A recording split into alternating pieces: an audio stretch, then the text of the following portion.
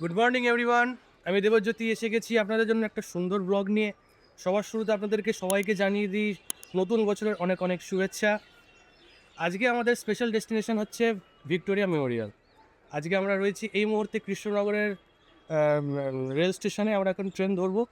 Just train এখনই announce করলো, এক্ষুনি আসবে। আমাদের ফ্রেন্ডসরাও রয়েছে সাথে সাথে। আই ভেতরে ঢোক ভাই। এ হচ্ছে স্বাধীন। 26শে জানুয়ারির দিনকে স্পেশালিভাবে একটা সুন্দর মুহূর্ত সৃষ্টি করার চেষ্টা করবো আমরা, আপনাদেরকেও সঙ্গে রাখবো।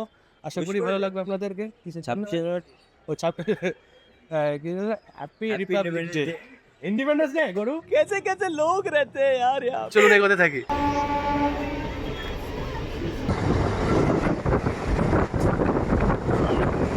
আমরা এই মুহূর্তে চলে এসেছি ময়দান। এবার ময়দানে আসতে গেলে সব থেকে বেস্ট রুট আমরা যেভাবে এসেছি, দমদম মেট্রো থেকে ময়দানের টিকিট কেটে গেট নাম্বার 1 থেকে বেরোতে হয়েছে। আমরা এই মুহূর্তে রয়েছি কলকাতার সব থেকে হাইয়েস্ট বিল্ডিং, যা 42। এই মুহূর্তে ভিক্টোরিয়া মেমোরিয়ালের সামনে ঠিক এতটাই লম্বা লাইন। স্বাভাবিক ব্যাপার, আজকে 26শে জানুয়ারি প্লাস সানডে, তো সবাই চেষ্টা করছে একটুখানি ঘুরতে যাওয়ার, আমাদের মতনই। ও দাঁড়িয়ে পড়েছি লাইনে, ফ্রেন্ডসরা ছায়াতে দাঁড়িয়ে, আমি একা দাঁড়িয়েছি। 8 ঘন্টা হলো প্রায়, তো লাইন শেষ হচ্ছে না। 1 hour later. অলমোস্ট 1 ঘন্টা হয়ে গেল। Much later. অলমোস্ট বিকেল হতে চললো শেষ। গাইস কি করবো বুঝতে পারছি না। 1 long angry line later. At last নিয়ে নিলাম টিকিট 4টে। দুর্ভাগ্যবশত আজকে আমরা মিউজিয়ামের টিকিটটা পাইনি, জাস্ট শুধু কারণ মিউজিয়ামটা বন্ধ রয়েছে আজকে, শুধু ময়দানটাই খোলা। অনেক দৌড়াদৌড়ি করার পর শেষমেশ আমরা পৌঁছাতে পারলাম ভিক্টোরিয়া মেমোরিয়ালের ভেতরে। এই ভিক্টোরিয়া মেমোরিয়ালের সমস্যাটা হয়ে গেছে কি, যে আজকে মিউজিয়ামটা বন্ধ রয়েছে।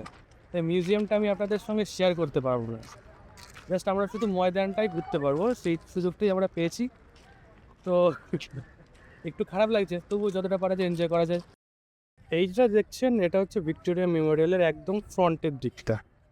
আমরা এতক্ষণ ছিলাম পিছনের দিকটায়, এটা হচ্ছে সামনের দিক।